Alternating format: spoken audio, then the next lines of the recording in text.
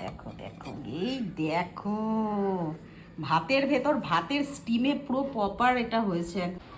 আজকে তোমাদের ইলিশ মাছ ভাপা, যেটা প্রপার ভাপা যায় এরকম হয়, একদম টিফিন বাটিতে করে ভাতের ভেতর যেটা ভাপা হয়, সেই ভাপা রেসিপি আজকে শেয়ার করব।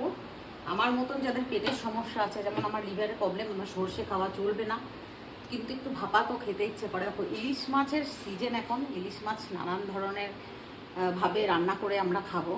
তো আমি দেখো এখানে শুধু পোস্ত দিয়েছি, আমি কিন্তু এক ফোঁটাও সর্ষে দিইনি, পোস্ত বাটা পুরোটাই পোস্ত। আর আমি 2-3টে কাঁচা লঙ্কা দিয়েছি, হ্যাঁ 3টে কাঁচা লঙ্কা দিয়েছি, আর 4-5 দানা হলো কি যেন গোলমরিচ দিয়ে এটা আমি বেটে নিয়েছি।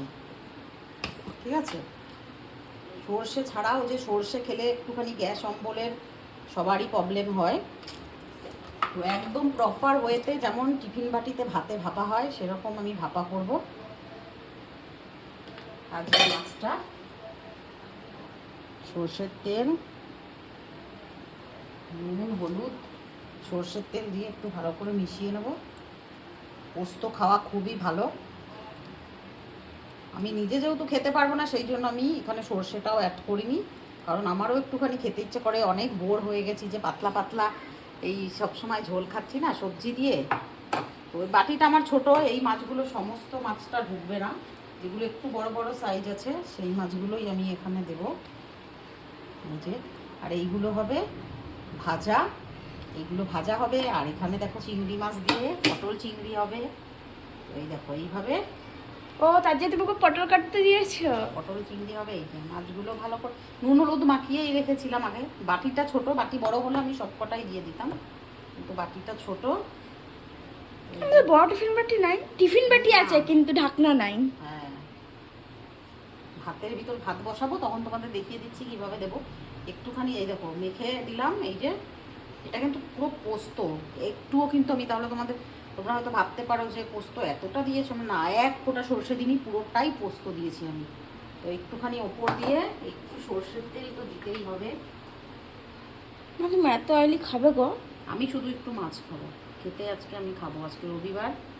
এই দেখো ব্যাস, আর একটা কাঁচা লঙ্কা, সেই কাঁচা লঙ্কাটা কোথায় গেল, এখানেই ছিল, বাটা দিয়েছি কেন? একটা কাঁচা লঙ্কা আমি চিড়ে এর ভিতর দিয়ে ঢাকনা লাগিয়ে দেবো, তারপরে তোমাদের দেখাবো ভাতের ভিতরে কীভাবে বসাচ্ছি।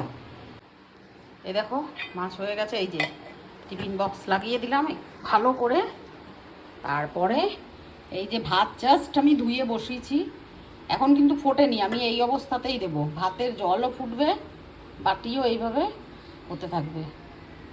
এই যে বসিয়ে দিলাম, ঢাকা দিয়ে দেবো, হতে থাকবে। তারপরে এই দেখো ভাতও হয়ে গেছে আমার, ইলিশ মাছ বাবারে ভাপাও হয়ে গেছে। প্রচণ্ড রিক্সি এই কাজটা, প্রচণ্ড রিক্সি কাজ এটা বাবারে, সাবধানে।